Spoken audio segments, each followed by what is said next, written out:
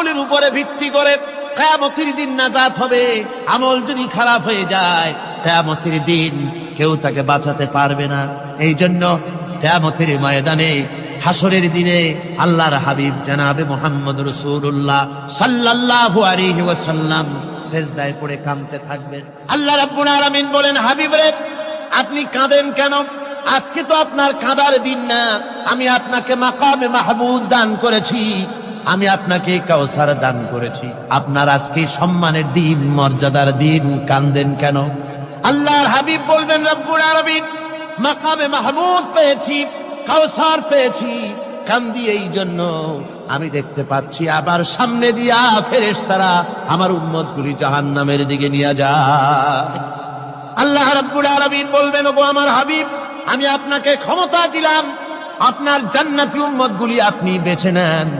আল্লাহর হাবিব তার জান্নাতের উম্মতগুলি বাঁচতে থাকবেন।